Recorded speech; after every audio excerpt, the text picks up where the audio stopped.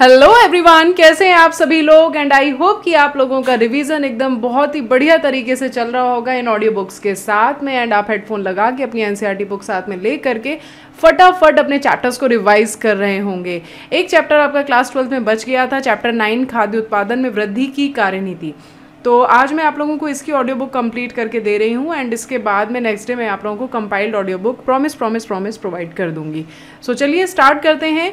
अध्याय 9, खाद्य उत्पादन में वृद्धि की कार्यनीति। विश्व की बढ़ती जनसंख्या के साथ खाद्य उत्पादन की वृद्धि एक प्रमुख आवश्यकता है। पशुपालन तथा पादप प्रजनन पर लागू होने वाले जैविक सिद्धांत खाद्य उत्पादन बढ़ाने के हमारे प्रयासों में मुख्य भूमिका निभाते हैं। भविष्य में कई नई तकनीकें जैसे भ्रूण स्थानांतरण प्रौद्योगिकी तथा ऊतक संवर्धन खाद्य उत्पादन में अतिरिक्त वृद्धि के लिए आधारी भूमिका निभाएंगे। 9.1 पशुपालन पशु प्रजनन तथा पशुधन वृद्धि की एक कृषि पद्धति है। यह किसानों के लिए एक प्रमुख निपुणता तथा वैज्ञानिकों के लिए कला है। पशुपालन का संबंध पशुधन जैसे भैंस, गाय, सुअर, घोड़ा, भेड़, ऊंट, बकरी आदि के प्रजनन तथा उनकी देखभाल से होता है, जो मानव के लिए लाभप्रद है। यदि विस्तृत रूप से देखा जाए तो इसमें कुक्कुट तथा मत्स्य पालन भी शामिल है। मत्स्यिकी में मत्स्यों, मृदुकवची, मोलस्क तथा क्रस्टेशियाई, प्रॉन, क्रैब आदि का पालन पोषण और उनको पकड़ना, बेचना आदि शामिल है। अति प्राचीन काल से मानव द्वारा मधुमक्खी, रेशम कीट, झींगा, केकड़े, मछलियाँ, पक्षी, सुअर, भेड़, ऊंट आदि का प्रयोग उनके उत्पादों जैसे दूध, अंडे, मांस, ऊन, रेशम, शहद आदि प्राप्त करने के लिए किया जाता रहा है। एक गणना के अनुसार विश्व की 70% से भी अधिक पशुधन भारत तथा चीन में है। यद्यपि यह जानकर आश्चर्य होगा कि इनका विश्व फार्म उत्पादों का योगदान मात्र 25% है। इसका अर्थ यह हुआ कि प्रति इकाई उत्पादकता की दर बहुत ही कम है। अतः पशु प्रजनन तथा देखभाल की पारंपरिक पद्धतियों के अतिरिक्त गुणवत्ता तथा उत्पादकता में सुधार लाने के लिए नई प्रौद्योगिकी का भी प्रयोग करना होगा। 9.1.1 फार्म तथा फार्म पशुओं का प्रबंधन। फार्म प्रबंधन की पारंपरिक पद्धतियों की एक व्यावसायिक पहुंच होनी चाहिए, जिससे हमारे खाद्य उत्पादन को और अधिक आवश्यक बढ़ावा मिल सके। आइए विभिन्न पशु फार्म प्रणाली में कुछ प्रबंधन प्रक्रियाएं जिन्हें प्रयोग में लाया जाता है उन पर विचार विमर्श करें। 9.1.1.1 डेयरी फार्म प्रबंधन। डेयरी उद्योग एक पशु प्रबंधन है जिससे मानव खपत के लिए दुग्ध तथा उसके उत्पाद प्राप्त होते हैं। क्या आप ऐसे पशुओं की सूची तैयार कर सकते हैं जो डेयरी में रहते हैं? डेयरी फार्म के दुग्ध से बने विभिन्न प्रकार के उत्पाद कौन कौन से होते हैं? डेयरी फार्म प्रबंधन में हम उन संसाधनों तथा तंत्रों के विषय में अध्ययन करते हैं जिनसे दुग्ध की गुणवत्ता में सुधार तथा उसका उत्पादन बढ़ता है। दुग्ध उत्पादन मूल रूप से फार्म में रहने वाले पशुओं की नस्ल की गुणवत्ता पर निर्भर करता है। अच्छी नस्ल, जिसमें उच्च उत्पादन क्षमता वाली अच्छी नस्ल, क्षेत्र की जलवायु परिस्थितियों के तहत का चयन तथा उनके रोगों के प्रति प्रतिरोधक क्षमता को महत्वपूर्ण माना जाता है। अच्छी उत्पादन क्षमता प्राप्त करने के लिए पशुओं की अच्छी देखभाल, जिसमें उनके रहने का अच्छा घर तथा पर्याप्त जल तथा रोगमुक्त वातावरण होना आवश्यक है। पशुओं को भोजन प्रदान करने का ढंग वैज्ञानिक होना चाहिए। इसमें विशेषकर चारे की गुणवत्ता तथा मात्रा पर बल दिया जाना चाहिए। इसके अतिरिक्त दुग्धीकरण तथा दुग्ध उत्पादों के भंडारण तथा परिवहन के दौरान कड़ी सफाई तथा स्वास्थ्य पशु तथा पशु पर कार्य करने वाला व्यक्ति का महत्व सर्वोपरि है। यद्यपि इन दिनों इनमें से अधिकांश संसाधन यांत्रिक हो चुके हैं, परिणामस्वरूप जो व्यक्ति इस कार्य को देखता है उसके संपर्क में ये उत्पाद सीधे नहीं आते। इन कठोर उपायों को सुनिश्चित करने के लिए सही रिकॉर्ड रखने एवं निरीक्षण की आवश्यकता होती है। इससे समस्याओं की पहचान और उनका समाधान शीघ्रतापूर्वक निकालना संभव हो जाता है। पशु चिकित्सक का नियमित जांच हेतु आना अनिवार्य है। संभवतः आपको अत्यंत ही रोचक लगेगा कि यदि आपको डेयरी उद्योग के विविध पहलुओं पर एक प्रश्नावली तैयार करने को कहा जाए, आप अपने पास में स्थित डेयरी फार्म जाकर उसका निरीक्षण करें और अपने द्वारा तैयार प्रश्नावली के उत्तर प्राप्त करें। 9.1.1.2 कुक्कुट फार्म प्रबंधन। कुक्कुट पालतू कुक्कुट आदि का एक वर्ग है जिसका प्रयोग भोजन के लिए अथवा उनके अंडों को प्राप्त करने के लिए किया जाता है। प्रारूपिक रूप से इसमें कुक्कुट, बतख तथा कभी कभी टर्की और गीज भी शामिल किए गए हैं। बहुधा पोल्ट्री शब्द का प्रयोग केवल इन पक्षियों के मांस के लिए ही किया जाता है, परंतु सामान्यतः अन्य पक्षियों का मांस भी इसमें शामिल है। डेयरी उद्योग की भांति कुक्कुट फार्म प्रबंधन के लिए भी उपयुक्त नस्लें, सही सुरक्षित फार्म की परिस्थितियां, सही आहार तथा जल और सफाई एवं स्वास्थ्य महत्वपूर्ण घटक है। आपने टेलीविजन की खबरों तथा अखबारों में बर्ड फ्लू वायरस के बारे में तो अवश्य देखा, सुना और पढ़ा होगा। इससे देश भर में सनसनी और डर का वातावरण उत्पन्न हो गया था। इसके परिणाम स्वरूप अंडों तथा चिकन की खपत पर भयंकर प्रभाव पड़ा। इसके बारे में और अधिक जानने का प्रयत्न करो और विचार विमर्श करके पुष्टि करो कि उत्पन्न डर का वातावरण कहाँ तक सही था। यदि कुछ कुक्कुट संक्रमित हों तब इस फ्लू को फैलने से किस प्रकार रोकेंगे। 9.1.2 पशु प्रजनन। पशु प्रजनन पशुपालन का एक महत्वपूर्ण पहलू है। पशु प्रजनन का उद्देश्य पशुओं के उत्पादन को बढ़ाना तथा उनके उत्पादों की वांछित गुणवत्ता में सुधार करना है। किस किस्म के लक्षणों को प्राप्त करने के लिए हम पशु प्रजनन करते हैं? क्या लक्षणों का चयन पसंद के पशुओं से अलग है? हम नस्ल शब्द से क्या समझते हैं? पशुओं का वह समूह जो वंश तथा सामान्य लक्षणों जैसे सामान्य दिखावट, आकृति, आकार, संरूपण आदि में समान हो और एक नस्ल के कहलाते हैं। आप अपने क्षेत्र के फार्म के पशुओं को कुछ सामान्य नस्लों के नामों का पता लगाएं। एक ही नस्ल के पशुओं के मध्य जब प्रजनन होता है तो वह अंतः प्रजनन कहलाता है, जबकि भिन्न भिन्न नस्लों के मध्य प्रजनन कराया जाए तो वह बहि प्रजनन कहलाता है। का अंतः प्रजनन। अंतः प्रजनन का अर्थ एक ही नस्ल के अधिक निकटस्थ व्यक्ति के मध्य 4-6 पीढ़ी तक संगम होना है। प्रजनन की कार्यनीति निम्न प्रकार से होती है। एक नस्ल से उत्तम किस्म का नर तथा उत्तम किस्म की मादा को पहले अभिनिर्धारित किया जाता है तथा जोड़ों में उनका संगम कराया जाता है। ऐसे संगम से जो संतति उत्पन्न होती है उस संतति का मूल्यांकन किया जाता है तथा भविष्य में कराए जाने वाले संगम के लिए अत्यंत ही उत्तम किस्म के नर तथा मादा की पहचान की जाती है। पशुओं में श्रेष्ठ मादा, चाहे वह गाय अथवा भैंस हो, प्रति दुग्धीकरण पर अधिक दूध देती है। दूसरी ओर सांडों में श्रेष्ठ अन्य नरों की तुलना में श्रेष्ठ किस्म की संतति उत्पन्न कर सकते हैं। मंडल द्वारा विकसित समयुग्मजी शुद्ध वंशक्रम अध्याय 5 में वर्णित का पुनः स्मरण करें। ठीक इसी ही प्रकार की कार्यनीति का प्रयोग मटरों की भांति पशुओं में शुद्ध वंशक्रम विकसित करने में किया गया है। अंतः प्रजनन समयुग्मता को बढ़ावा देता है। इस प्रकार यदि हम किसी भी प्रकार के पशु में शुद्ध वंशक्रम विकसित करना चाहते हैं तो अंतः प्रजनन आवश्यक है। अंतः प्रजनन हानिप्रद अप्रभावी जीन जो चयन द्वारा निष्कासित किए जाते हैं उन्हें उद्भासित करता है। यह श्रेष्ठ किस्म के जीनों के संचयन में तथा कम वांछनीय जीनों के निष्कासन में सहायता प्रदान करता है। अतः यह तरीका जहाँ प्रत्येक पद पर चयन हो वहाँ अंत प्रजात विष्टि की उत्पादकता बढ़ाती है। यद्यपि अंतः प्रजनन में यदि लगातार सतत बनी रहे तो विशेषकर निकट अंतः प्रजनन से सामान्यतः जनन क्षमता और यहाँ तक कि उत्पादकता घट जाती है। इसे अंतः प्रजनन अवसादन कहते हैं। जब कभी यह समस्या के रूप में सामने आए तब प्रजनन व्यष्टि के चयनित पशुओं का उसी नस्ल के आसबंद श्रेष्ठ पशुओं से संगम कराया जाए। इससे सामान्यतः जनन क्षमता तथा उत्पादन दोनों को बनाए रखने में सहायता मिलती है। हाँ, बहि प्रजनन। बिना किसी संबंध वाले पशुओं के मध्य होने वाले प्रजनन ही बहि प्रजनन होता है। इसमें एक नस्ल की परंतु इनका पूर्वज सामान्य नहीं होना चाहिए अथवा भिन्न भिन्न नस्लों अथवा भिन्न प्रजातियों की व्यष्टियाँ भाग लेती हैं। बहिसंकरण। एक ही नस्ल के भीतर पशुओं के संगम की यह क्रिया बहिसंकरण कहलाती है, परंतु इसमें 4-6 पीढ़ियों तक दोनों ओर की किसी भी वंशावली में उभय पूर्वज नहीं होना चाहिए। इस संगम के परिणाम स्वरूप जो संतति उत्पन्न होती है वह बहिसंकरण कहलाती है। प्रजनन की यह विधि ऐसे पशुओं के लिए सर्वश्रेष्ठ मानी जाती है जिनकी दुग्ध उत्पादन क्षमता तथा मांसदायी दर औसत से कम होती है। एकल बहिसंकरण से बहुधा अंतः प्रजनन अवसादन समाप्त हो जाता है। संकरण। इस विधि में एक नस्ल के श्रेष्ठ नर का दूसरी नस्ल की श्रेष्ठ मादा के साथ संगम कराया जाता है। संकरण दो विभिन्न नस्लों के वांछनीय गुणों के संयोजन में सहायक होता है। संतति संकर पशुओं का प्रयोग व्यापारिक स्तर पर उत्पादन के लिए किया जाता है। इनका प्रयोग अंतः प्रजनन के किसी रूप एवं चयन के विकल्पी रूप में विकसित हो सके, जिससे नई स्थायी नस्लें जो वर्तमान नस्लों से हर प्रकार से श्रेष्ठ है। इसी विधि द्वारा पशुओं की अनेक नई नस्लों का विकास हुआ है। हिजरडेल भेड़ की एक नई नस्ल है जिसका विकास पंजाब में बीकानेरी एवीज और मेरिनो रेम्स मेड़ या मेष के बीच संगम कराने से हुआ। अंतः विशिष्ट संकरण।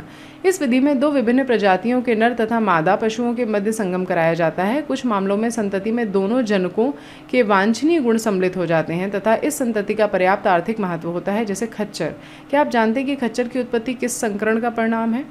कृत्रिम वीर्य सेचन का प्रयोग करते हुए नियंत्रित प्रजनन प्रयोगों को संपन्न किया जाता है। जिस नर का चयन एक जनक के रूप में किया गया हो उसका वीर्य एकत्रित करके प्रजनक द्वारा चयनित मादा के जनन पथ में अंतःक्षेप कर दिया जाता है। वीर्य का प्रयोग तुरंत किया जाना चाहिए या इसे हिमीकृत कर बाद में प्रयोग में लाना चाहिए। इसे हिमीकृत रूप में वहाँ अभिगमनित भी किया जा सकता है जहाँ मादा रह रही है। उस प्रकार वांछनीय संगम के क्रिया संपन्न होती है। सामान्य संगम से उत्पन्न अनेक समस्याएं कृत्रिम वीर्य सेचन की प्रक्रिया से दूर हो जाती हैं। क्या आप इस पर विचार विमर्श कर कुछ को सूचीबद्ध कर सकते हैं? यद्यपि कृत्रिम वीर्य सेचन की क्रिया को अपनाया जाता है, फिर भी बहुधा परिपक्व नर तथा मादा पशुओं के मध्य होने वाले संगम से उत्पन्न संकरण की दर से मिलने वाली सफलता कुछ कम ही होती है। संकरों के सफल उत्पादन में सुधार लाने के लिए अन्य विधियों का भी प्रयोग किया जाता है। मल्टीपल ओव्यूलेशन एम्ब्रियो ट्रांसफर तकनीकी गौ पशुओं में सुधार का एक कार्यक्रम है। इस विधि में एक गाय में पुटक परिपक्वन तथा उच्च अंडोत्सर्जन को प्रेरित करने के लिए जब FSH प्रकार का हार्मोन दिया जाता है तो सामान्यतः प्रतिचक्र में एक अंडे की तुलना में 6 से 8 अंडे उत्पन्न होते हैं। पशु को या तो सर्वोत्कृष्ट सांड अथवा कृत्रिम वीर्य सेचन द्वारा संगमनित कराया जाता है। 8 से 32 कोशिका अवस्थाओं वाले निषेचित अंडे को बिना शल्य चिकित्सा से प्राप्त कर प्रतिनियुक्त मादा में स्थानांतरित कर दिया जाता है। आनुवांशिक मादा उच्च अंडोत्सर्जन के दूसरी पारी के लिए उपलब्ध हो जाती है। यह प्रौद्योगिकी गौपशु, भेड़, खरगोश, भैंस, घोड़ी आदि में प्रदर्शित की जा चुकी है। उच्च दुग्ध उत्पादन वाली नस्ल की मादाओं तथा उच्च गुणवत्ता वाले मांस प्रदान करने वाली नस्लों के बैलों के सफलतापूर्वक जनित किया जाता है, जिससे अल्पकाल में ही बड़ी संख्या में गौपशु प्राप्त हुए हैं। 9.1.3 मधुमक्खी पालन। शहद के उत्पादन के लिए मधुमक्खी के छत्तों का रखरखाव ही मधुमक्खी पालन अथवा मौन पालन है। यह प्राचीन काल से चला आ रहा एक कुटीर उद्योग है। शहद उच्च पोषक महत्व का एक आहार है तथा औषधियों की देश प्रणाली में भी इसका प्रयोग किया जाता है। मधुमक्खियां मोम भी पैदा करती हैं, जिसका कांतिवर्धक वस्तुओं की तैयारी तथा विभिन्न प्रकार के पॉलिश वाले उद्योगों में प्रयोग किया जाता है। शहद की बढ़ती हुई मांग ने मधुमक्खियों को बड़े पैमाने पर पालने के लिए बाध्य किया है। यह उद्योग चाहे लघु एवं बृहद पैमाने का हो क्यों न हो, एक आयजनक व्यवसाय बन चुका है। मधुमक्खी पालन का व्यवसाय किसी भी क्षेत्र में जहां जंगली झाड़ियों, फलों, बगीचों तथा लहलहाती फसलों के पर्याप्त कृषि क्षेत्र या चारागाह हो, वहां किया जा सकता है। मधुमक्खी की बहुत सी प्रजातियां होती हैं जिन्हें पाला जा सकता है। इनमें एपिस इंडिका अत्यंत ही सामान्य प्रजाति है। मक्खी के छत्तों को किसी के घर के आंगन तथा बरामदों अथवा यहाँ तक कि छत पर भी रखा जा सकता है। मधुमक्खी पालन में अत्यधिक श्रम की आवश्यकता नहीं होती।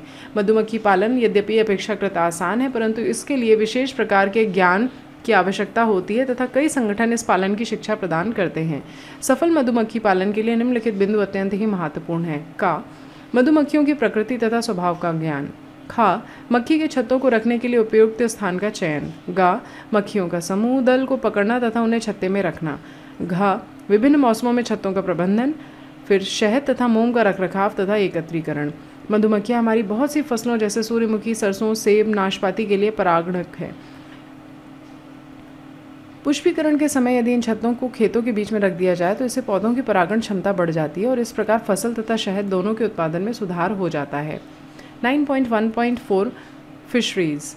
मत्स्यिकी एक प्रकार का उद्योग है जिसका संबंध मछली अथवा अन्य जलीय जीवों को पकड़ना तथा प्रसंस्करण तथा उन्हें बेचने से होता है। हमारी जनसंख्या का एक बहुत बड़ा भाग आहार के रूप में मछली उत्पादों तथा अन्य जलीय जंतुओं जैसे झींगा, केकड़ा, लॉबस्टर, खाद्य ऑयस्टर आदि पर आश्रित है। कुछ मछलियाँ जैसे कतला, रोहू तथा कॉमन कार्प सामान्यतः अलवण जल में पाई जाती हैं। कुछ समुद्री मछलियाँ जैसे हिल्सा, सरडाइन, मैक्रेल तथा पॉम्फ्रेट आदि भी खाई जाती हैं। पता लगाओ कि आपके क्षेत्र में कौन सी मछलियों का सामान्यतः खाया जाता है। भारतीय अर्थव्यवस्था में मत्स्यिकी का महत्वपूर्ण स्थान है। यह तटीय राज्यों में विशेषकर लाखों मछुआरों तथा किसानों को आय तथा रोजगार प्रदान करती है। बहुत से लोगों के लिए यह जीविका का एकमात्र साधन है। मत्स्यिकी की बढ़ती हुई मांग को देखते हुए इसके उत्पादन को बढ़ाने के लिए विभिन्न प्रकार की तकनीकें अपनाई जा रही हैं। उदाहरण के लिए जल कृषि तथा मत्स्य पालन के द्वारा हम अलवण तथा लवण जलीय पादपों तथा जंतुओं के उत्पादन को बढ़ा सके हैं। मत्स्य पालन तथा जल कृषि के मध्य पाए जाने वाले भेदों का पता लगाओ। इससे मत्स्यिकी उद्योग विकसित हुआ है तथा फला फूला है, जिससे सामान्यतः देश को तथा विशेषतः किसानों को काफ़ी आमदनी हुई है। अब हम नील क्रांति की बात करने लगे हैं। हरित क्रांति की भांति इस पर भी वही बातें लागू होती हैं। 9.2 पादप प्रजनन। पारंपरिक खेतीबाड़ी से मनुष्यों तथा पशुओं के भोजन के लिए सीमित मात्रा में जैव मात्रा का उत्पादन होता है। अच्छे प्रबंधन के तौर तरीकों तथा भूमि के क्षेत्रफल को बढ़ाने से उत्पादन बढ़ सकता है, परंतु केवल एक सीमा तक। बड़ी सीमा तक उत्पादन को बढ़ाने में पादप प्रजनन ने एक प्रौद्योगिकी के रूप में सहायता की है। भारत में कौन सा व्यक्ति है जिसने हरित क्रांति शब्द ना सुना हो, जो खाद्य उत्पादन की राष्ट्रीय आवश्यकता की पूर्ति ही नहीं बल्कि इसके निर्यात के लिए भी उत्तरदायी है। हरित क्रांति काफ़ी हद तक पादप प्रजनन तकनीकों पर गेहूं, धान, मक्का आदि में अधिक उत्पादन तथा रोग निरोधक किस्मों के विकास के लिए आश्रित थी। 9.2.1 पादप प्रजनन क्या है?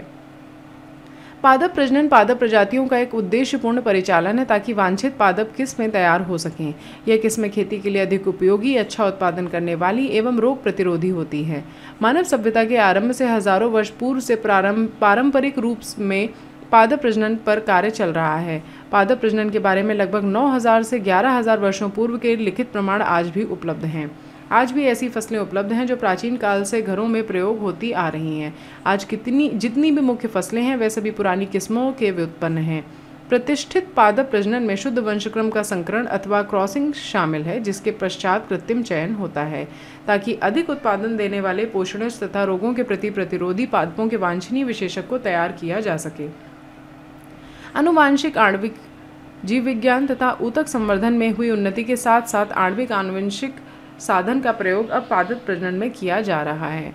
यदि हम नए ट्रेड्स तथा लक्षणों की सूची तैयार करना पड़े जिससे प्रजनक इन लक्षणों को अपनी फसलों में समाविष्ट करने का प्रयास कर रहे हैं, तो बढ़े हुए फसली उत्पादन तथा उन्नत गुणवत्ता वाली प्रथम सूची तैयार होगी। पर्यावरणीय तनाव, लवणता, अत्यधिक ताप, सूखा के प्रति सहनशीलता, रोगजनकों, विषाणु, कवक तथा जीवाणु के प्रति प्रतिरोधकता तथा पीड़कों के प्रति सहनशीलता आदि भी हमारी सूची में होंगे। पादप प्रजनन कार्यक्रम अत्यंत सुव्यवस्थित रूप से पूरे विश्व के सरकारी संस्थानों तथा व्यापारिक कंपनियों द्वारा चलाए जाते हैं। फसल की एक नई आनुवांशिक नस्ल के प्रजनन में निम्न मुख्य पद होते हैं। का परिवर्तनशीलता का संग्रहण। आनुवांशिक परिवर्तनशीलता किसी भी प्रजनन कार्यक्रम का मूलाधार है। बहुत सी फसलों में पूर्ववर्ती आनुवांशिक परिवर्तनशीलता उन्हें अपनी जंगली प्रजातियों से प्राप्त होती है। विभिन्न जंगली किस्मों, प्रजातियों तथा क्रस्टेड प्रजातियों के संबंधियों का संग्रहण एवं परिरक्षण तथा उनके अभिलक्षणों का मूल्यांकन उनके समष्टि में उपलब्ध प्राकृतिक जीन के प्रभावकारी समुपयोजन के लिए पूर्वापेक्षित होता है। किसी फसल में पाए जाने वाले सभी जीनों के विविध अलील को समस्त संग्रहण का उसका जनन द्रव्य संग्रहण कहते हैं। खा जनकों का मूल्यांकन तथा चयन। जनन द्रव्य मूल्यांकित किए जाते हैं ताकि पादपों को उनके लक्षणों के वांछनीय संयोजनों के साथ अभिनिर्धारित किया जा सके। चयनित पादपों को बहुगुणित कर उनका प्रयोग संकरण की प्रक्रिया में किया जाता है। इस प्रकार जहां वांछनीय तथा संभव है वहां शुद्ध वंशक्रम उत्पन्न कर ली जाती है। गा चयनित जनकों के बीच पर संकरण। वांछित लक्षणों को बहुधा दो भिन्न पादपों से प्राप्त कर संयोजित किया जाता है। उदाहरणार्थ, एक जनक जिसमें उच्च प्रोटीन गुणवत्ता है और अन्य जनक जिसमें रोग निरोधक गुण है, दोनों के समायोजन की आवश्यकता होती है। ये परिसंकरण द्वारा संभव है कि दो जनक ऐसे संकर पैदा करें जिससे अनुवांशिक वांछित लक्षणों का संगम एक पौधे में हो सके। वांछित पौधे के परागकण का संग्रहण जिसे नर जनक के रूप में चुना गया है तथा उसे मादा पौधे के वर्तिकाग्र पर डालना जिसे मादा जनक के रूप में चुना गया है, यह काफ़ी कठिन तथा अधिक समय लेने वाली प्रक्रिया है। यह भी आवश्यक नहीं है कि संकर वांछनीय लक्षणों को संयोजित करें ही। सामान्यतः कुछ सेकंड्स में 1000 क्रॉस में केवल एक में ही वांछनीय संयोजन प्रदर्शित होता है। घ श्रेष्ठ पुनर्योगज का चयन तथा परीक्षण। इसके अंतर्गत संकरों की संतति के बीच में पादप का चयन किया जाता है जिनमें वांछित लक्षण संयोजित हों। प्रजनन उद्देश्यों को प्राप्त करने में चयन की यह प्रक्रिया काफ़ी महत्वपूर्ण है, अतः संतति का वैज्ञानिक मूल्यांकन की आवश्यकता होती है। इस चरण के परिणाम स्वरूप ऐसे पादप उत्पन्न होते हैं जो दोनों जनकों में श्रेष्ठ होते हैं। बहुधा एक से अधिक श्रेष्ठ संतति पादप उपलब्ध होता है। ये कई पीढ़ियों तक स्वपरागण तब तक करते हैं जब तक कि समरूपता की अवस्था नहीं आ जाती, जिससे संतति में लक्षण विसंयोजित नहीं हो पाते। अंगा नए कंशड़ों का परीक्षण, निर्मुक्त होना तथा व्यापारीकरण। नवचयनित वंशक्रम का उनके उत्पादन तथा अन्य गुणवत्ता वाली शस्यीय विशेषकों, रोग प्रतिरोधकता आदि गुणों के आधार पर मूल्यांकित किया जाता है। मूल्यांकित पौधों को अनुसंधान वाले खेतों में जहां उन्हें आदर्श उर्वरक प्राप्त हो रहे हैं, उन्हें सिंचाई का पानी मिल रहा हो तथा अन्य समुचित शस्य प्रबंधन आदि उपलब्ध हों, वहां पैदा किया जाता है तथा उसमें उपर्युक्त गुणों का मूल्यांकन किया जाता है। अनुसंधानिक खेत में मूल्यांकन के बाद पौधों के परीक्षण देश भर में किसानों के खेत में कई स्थानों पर कम से कम 3 ऋतुओं तक किया जाता है। इन स्थानों में सभी शस्य खंडों का निरूपण होना चाहिए जहां सामान्यतः खेती होती है। उपरोक्त विधि से उत्पन्न शस्य की तुलना सर्वोत्तम उपलब्ध स्थानीय शस्य कंशड़ों चेक या संदर्भ कंशड़ से करने के बाद मूल्यांकित करना चाहिए। भारत एक कृषि प्रधान देश है। भारत के सकल घरेलू उत्पाद की लगभग 33% आय तथा समष्टि की लगभग 62% जनता को रोजगार कृषि से प्राप्त होता है। भारत की स्वतंत्रता के पश्चात देश के सामने मुख्य चुनौती उसकी बढ़ती हुई जनसंख्या के लिए पर्याप्त आहार उत्पादन करना था। जैसा कि हमें ज्ञात है कि खेती के लिए सीमित भूमि ही उपलब्ध है, अतः भारत को इसी उपलब्ध भूमि से प्रति यूनिट उत्पादन को बढ़ाने के लिए प्रयास करने होंगे। 1960 के मध्य से गेहूं तथा धान की बहुत सी उच्च उत्पादन वाली किस्मों का विकास पादप प्रजनन तकनीकों के प्रयोग से किया गया। परिणाम स्वरूप खाद्य उत्पादन में अत्यधिक वृद्धि हुई। यही प्रावस्था सामान्यतः हरित क्रांति के नाम से जानी जाती है। चित्र 9.3 में उच्च उत्पादन वाली किस्मों की भारतीय संकर फसलों को दर्शाया गया है। गेहूं तथा धान 1960 में 2000 तक के वर्षों के दौरान गेहूं का उत्पादन 11 मिलियन टन से बढ़कर 75 मिलियन टन हुआ, जबकि धान का उत्पादन 35 मिलियन टन से बढ़कर 89.5 मिलियन टन तक पहुंच गया। इसका कारण गेहूं तथा धान की अर्धवामन किस्मों का विकसित होना। मैक्सिको स्थित international centre for wheat and मेज नोबेल पुरस्कृत नॉर्मन ई वॉरलॉग ने गेहूं की अर्धवामन किस्म का विकास किया। Let me show you diagram.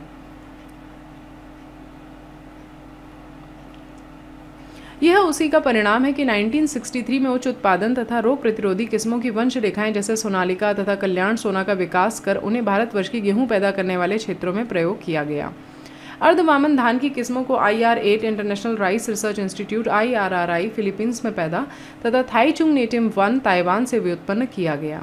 1966 में उन व्युत्पन्नों को प्रयोग में लाया गया और बाद में अधिक अच्छा उत्पादन देने वाले अर्धवामन किस्में जया तथा रत्ना को भारत में विकसित किया गया। गन्ना सैकरम बार्बरी का मूलतः उत्तरी भारत में पैदा किया जाता था, परंतु इसका शर्करा अंश तथा उत्पादन क्षमता बहुत कम था। दक्षिण भारत में पैदा होने वाला उष्णकटिबंधीय गन्ना सैकरम ऑफिसिनेरियम का तना मोटा तथा इसमें शर्करा अंश कहीं अधिक था, परंतु ये उत्तरी भारत में ठीक से नहीं पनप पाया। इन दोनों किस्मों को सफलतापूर्वक संकरित कराया गया ताकि उच्च उत्पादन के वांछनीय गुण जैसे कि मोटा तना और उच्च शर्करा वाले पौधे प्राप्त हो सके। साथ ही इसे उत्तरी भारत के गन्ना उत्पादन क्षेत्रों में भी पैदा किया जा सके। ज्वार भारत में संकर, मक्का, ज्वार तथा बाजरा का सफलतापूर्वक विकास किया जा चुका है। जल अभाव के प्रति प्रतिरोधी उच्च उत्पादन वाली किस्में हैं। इनका विकास संकर प्रजनन के परिणाम स्वरूप हुआ। 9.2.2 रोग प्रतिरोधक क्षमता के लिए पादप प्रजनन। कवक, जीवाणु तथा विषाणु रोग जनकों का एक विशाल वर्ग उष्णकटिबंधीय जलवायु को कृषि प्रजातियों के उत्पादों को प्रभावित करते हैं। अक्सर शस्य हानि महत्वपूर्ण होती है तथा यह हानि 20 से 30% अथवा कभी कभी तो इससे पूर्ण हानि होती है। इन परिस्थितियों में रोग के प्रति प्रतिरोधी खेतिहर जातियों के प्रजनन तथा विकास से खाद्य उत्पादन बढ़ जाएगा। इससे कवकनाशियों तथा जीवाणुनाशियों का प्रयोग कम हो जाता है तथा उन पर आश्रिता भी घट जाती है। पोषी पादपों की प्रतिरोधकता उसकी रोगजनकों को रोग उत्पन्न करने से रोकने की क्षमता तथा इसका निर्धारण पोषी पादप के आनुवांशिक ढांचे द्वारा किया जाता है। प्रजनन की क्रिया अपनाने से पूर्व रोग कारक जीव के बारे में जानकारी तथा उसके प्रसार की क्रियाविधि को जानकारी महत्वपूर्ण है। कवकों द्वारा उत्पन्न कुछ रोगों के उदाहरण गेहूं का भूरा किट, गन्ने पर रेड रॉट रोग तथा आलू पछेती अंगमारी जीवाणु द्वारा उत्पन्न रोग हैं। क्रूसीफर का ब्लैक रॉट तथा विषाणु द्वारा उत्पन्न रोग तंबाकू मोजाइक, शलजम मोजाइक आदि हैं। रोग प्रतिरोधकता के लिए प्रजनन विधियाँ। प्रजनन पारंपरिक प्रजनन तकनीकों अथवा उत्परिवर्तन यानी म्यूटेशन द्वारा संपन्न किया जाता है। रोग प्रतिरोधकता के लिए प्रजनन की पारंपरिक विधि संकरण तथा चयन है। इसके पद अन्य शस्यी लक्षणों जैसे उच्च उत्पादन के लिए प्रजनन की विधि के आवश्यक रूप में समरूप है। विभिन्न पद क्रमानुसार इस प्रकार हैं कि प्रतिरोधकता स्रोतों के लिए जनन द्रव्य को छानना, चयनित जनकों का संकरण, संकरों का चयन तथा मूल्यांकन तथा नई किस्मों के परीक्षण तथा उन्हें उत्पन्न करना।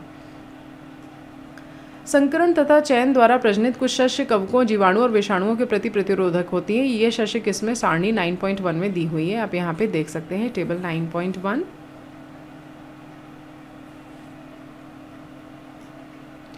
रोग प्रतिरोधी जीन जो विभिन्न फसलों की किस्मों तथा उनके जंगली प्रजातियों में उपस्थित हो रहती हैं, लेकिन इनकी सीमित संख्या की उपलब्धता के कारण पारंपरिक प्रजनन बहुधा निरुद्ध होती है। पादपों में विविध उपायों द्वारा उत्परिवर्तन प्रेरित किया जाता है तथा बाद में प्रतिरोधकता के लिए पादप पदार्थों की स्क्रीनिंग करने से वांछनीय जीन की पहचान प्राप्त हो जाती है। वांछनीय लक्षण वाले पादप को या तो सीधे ही गुणित किया जा सकता है अथवा इसके प्रयोग प्रजनन में किया जा सकता है। उत्परिवर्तन, सोमाक्लोनल वेरिएंट तथा आनुवांशिक अभियांत्रिकी में चुनाव की अन्य प्रजनन विधियां हैं जिनका प्रयोग इस कार्य में किया जाता है। म्यूटेशन जीन के भीतर आधार अनुक्रम में परिवर्तन द्वारा जो आनुवांशिक विविधताएं उत्पन्न हो जाती हैं वही उत्परिवर्तन है। इसी के परिणाम स्वरूप नए लक्षण अथवा ट्रेट विकसित होते हैं। वह जनकों में नहीं पाए जाते। उत्परिवर्तन को कृत्रिम रूप से रसायनों के प्रयोग अथवा विकिरण द्वारा प्रेरित किया जा सकता है तथा ऐसे पादपों के चयन एवं प्रयोग द्वारा जिनमें प्रजनन के लिए वांछनीय लक्षण स्रोत के रूप में हो उत्परिवर्तन प्रजनन कहलाता है। मूंग में जो पीत मोज़ेक वायरस तथा चूर्णिल आसिता के प्रति प्रतिरोधक क्षमता है वह उत्परिवर्तन द्वारा प्रेरित थी।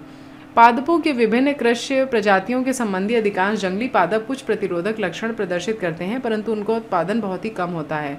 अतः उच्च उत्पादन प्रदान करने वाली कृषि किस्मों में प्रतिरोधक जीनों को मिलाने की आवश्यकता है। भिंडी एब्लेमोस्कॉस एस्क्यूलेंटस में पीत मोज़ेक वायरस के प्रति प्रतिरोधकता इसकी जंगली प्रजाति से स्थानांतरित किया गया था, जिसके परिणाम स्वरूप ए एस्क्यूलेंटस की एक नई किस्म परभनी क्रांति उत्पन्न हुई। उपर्युक्त सभी उदाहरण में प्रतिरोधक जीन के स्रोत शामिल हैं। यह जीव उसी फसल की प्रजाति तथा संबंधी जंगली प्रजाति के होते हैं जिन्हें रोग प्रतिरोधकता के लिए प्रजनित करना पड़ता है। प्रतिरोधक जीनों का स्थानांतरण लक्ष्य तथा स्रोत पादप के मध्य लैंगिक संकरण करने के पश्चात चयन द्वारा संपन्न किया जाता है। 9.2.3 नाश कीट के प्रति प्रतिरोधकता के विकास के लिए पादप प्रजनन। शस्य पादप तथा शस्य उत्पादों के बड़े पैमाने पर विनाश का अन्य प्रमुख कारण कीट तथा कीट पीड़कों का ग्रसन है। पोषी पादप फसलों में कीट प्रतिरोधकता आकारिकी जैव रसायन अथवा शरीर क्रियात्मक अभिलक्षणों के कारण होता है। अधिकांश पादपों में रोमिल पत्तियां पीड़कों के प्रति प्रतिरोधकता में संबंध रखती हैं, जैसे कपास में जैसेट तथा गेहूं में धान्य पर्ण भृंग। गेहूं के विशेष प्रकार के तने की वजह से स्टेम सॉफ्लाई इनके पास नहीं आती। चिकनी पत्तियों वाली तथा नेक्टर विहीन कपास की किस्में बॉल वॉर्म को अपनी ओर आकर्षित नहीं करते। मक्का में उच्च एस्पार्टिक एसिड, लघु नाइट्रोजन तथा शर्करा अंश मक्का के तना भेदक के प्रति प्रतिरोधकता उत्पन्न करते हैं। पीड़क प्रतिरोधकता के लिए प्रजनन विधियों के वही क्रम लागू होते हैं जो अन्य शस्य संबंधी विशेषकों में पाए जाते हैं, जैसे उत्पादन, गुणवत्ता आदि, जिनका वर्णन ऊपर किया जा चुका है। कृषि तथा इसकी जंगली प्रजातियों के प्रतिरोधक जीन का स्रोत कृषक किस्में तथा जनन द्रव्य संग्रहण है। नाशी कीटों के प्रति प्रतिरोधकता विकसित करने के लिए संकरण तथा चयन द्वारा प्रजनित फसलों की कुछ विमुक्त किस्में सारणी 9.2 में प्रदर्शित की गई हैं। यहाँ पे आप देख सकते हैं table 9.2 for brassica, flat bean, ओकरा।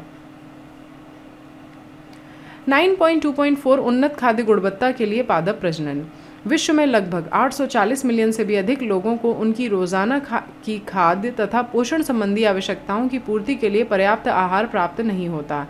इस संख्या से कहीं अधिक लोग 3 बिलियन सूक्ष्म पोषकों, प्रोटीन तथा विटामिन अपर्याप्तता अथवा छिपी भूख के शिकार हैं, क्योंकि ये लोग फल, सब्जियां, लेग्यूम, मछली, मीट आदि को पर्याप्त मात्रा में नहीं खरीद सकते। भोजन जिसमें आवश्यक सूक्ष्म पोषक, विशेषकर विटामिन ए, आयोडीन तथा जिंक का अभाव होता है, उससे रोग उत्पन्न होने का जोखिम बढ़ जाता है। परिणाम स्वरूप जीवन काल तथा मानसिक सामर्थ्य घट जाती है। जैव पुष्टि कारण विटामिन तथा खनिज के उच्च स्तर वाली अथवा उच्च प्रोटीन तथा स्वास्थ्य वर्धक वसा प्रजा वाली प्रजनित फसलें जन स्वास्थ्य को सुधारने के लिए अत्यंत महत्वपूर्ण प्रायोगिक माध्यम है। उन्नत पोषण गुणवत्ता के लिए निम्न को सुधारने के उद्देश्य से प्रजनन किया गया है। प्रोटीन अंश तथा गुणवत्ता, तेल अंश तथा गुणवत्ता, विटामिन अंश और सूक्ष्म पोषक तथा खनिज अंश। पहले से विद्यमान संकर मक्का की तुलना में 2000 में विमुक्त संकर मक्का में अमाइनो एसिड, लाइसिन तथा ट्रिप्टोफैन की दुगनी मात्रा विकसित की गई। गेहूं की किस्म जिसमें उच्च प्रोटीन अंश हो, एटलस 66 कृषि गेहूं की ऐसी उन्नतशील किस्म तैयार करने के लिए दाता की तरह से प्रयोग किया गया है। लौह तत्व बहुल धान की किस्म को विकसित करना अब संभव हो गया है। इसमें सामान्यतः प्रयोग में लाई गई किस्मों की तुलना में लौह तत्व की मात्रा 5 गुना अधिक होती है।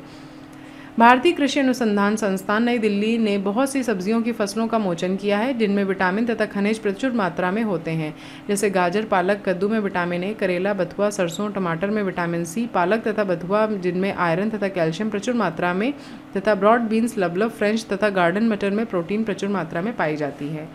9.3 एकल कोशिका प्रोटीन। धान्यों, दलहनों, सब्जियों, फलों आदि के पारंपरिक कृषि उत्पादन से मनुष्यों तथा पशुओं की संख्या जिस दर से बढ़ रही है, आहार संबंधी उसकी मांग पूरी नहीं हो पाती। अनाज से मांसाहार की ओर झुकने से भी धान्यों की मांग बढ़ गई है, क्योंकि पशुओं के फार्मिंग के दौरान 1 किलोग्राम मांस उत्पन्न करने के लिए 3 से 10 किलोग्राम धान्यों की आवश्यकता होती है।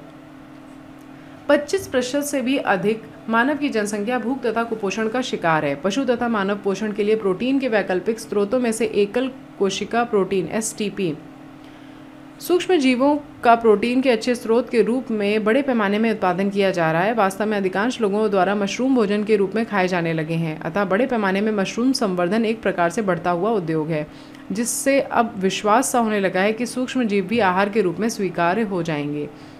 नील हरित शैवाल जैसे स्पाइरुलिना, आलू संसाधन संयंत्र जिसमें स्टार्च है, घास फूस, शीरा, पशु खाद, यहाँ तक कि वाहित मल पर आसानी से उगाया जा सकता है ताकि बड़ी मात्रा में यह प्राप्त हो सके।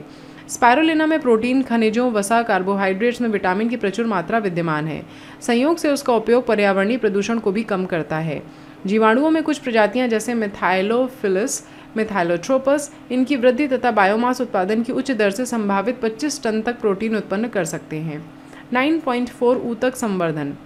पर्याप्त एवं उन्नत किस्म की फसलें प्रदान करने वाले दक्ष तंत्र द्वारा भोजन की बढ़ती हुई मांग को पूरा करने के लिए हमारी पारंपरिक प्रजनन तकनीकें जब असफल हुईं, तब एक अन्य प्रौद्योगिकी का जन्म हुआ जिसे ऊतक संवर्धन कहते हैं। ऊतक संवर्धन का क्या अर्थ है? 1950 के दौरान वैज्ञानिकों ने जान लिया कि एक पूर्ण पादप कर्तोत्की से पुनर्जनित किया जा सकता है। जैसे पादप का कोई भाग ले लीजिए, उसे विशिष्ट पोषक मीडिया में रोगाणु रहित स्थिति में एक टेस्ट ट्यूब बेबी में उगने दिया। किसी कोशिका कर्तोत्की से पूर्ण पादप में जनित होने की यह क्षमता पूर्ण शक्तिता कहलाती है। उच्च वर्ग के प्राणियों में आप इसे किस प्रकार निष्पादित करेंगे, इसके बारे में जब आप बड़ी कक्षा में जाएंगे तो ज्ञान प्राप्त होगा। इस बात पर यहाँ बल देने की आवश्यकता है कि पोषक माध्यम कार्बन स्रोत जैसे सुक्रोज तथा कार्बनिक लवण, विटामिन, अमाइनो एसिड तथा वृद्धि नियंत्रक जैसे ऑक्सिन, साइटोकाइनिन आदि प्रदान करें। इन विधियों के प्रयोग द्वारा अत्यंत ही अल्प अवधि में हजारों पादपों का प्रवर्धन संभव हो सका।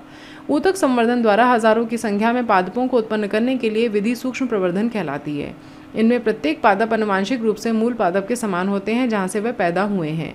वह सोमा क्लोन कहलाते हैं। अधिकांश महत्वपूर्ण खाद्य पादपों जैसे टमाटर, केला, सेब आदि को बड़े पैमाने पर उत्पादन इस विधि द्वारा किया गया है। किसी ऊतक संवर्धन प्रयोगशाला में आप अपने अध्यापक के साथ जाएं ताकि आप इस क्रिया का अवलोकन कर सकें तथा समझ सकें। इस विधि का अन्य महत्वपूर्ण उपयोग रोग ग्रसित पादपों से स्वस्थ पादपों से पुनर्लाभ है। यदि पादप विषाणु से संक्रमित है तब भी विभज्योतक विषाणु से अप्रभावित होता है। यह मेरिस्टेम को अलग करके उसे इन विट्रो में उगाया जाता है ताकि विषाणु मुक्त पादप तैयार हो सके। वैज्ञानिकों को केला, गन्ना, आलू आदि संवर्धित विभज्योतक तैयार करने में काफ़ी सफलता मिली है।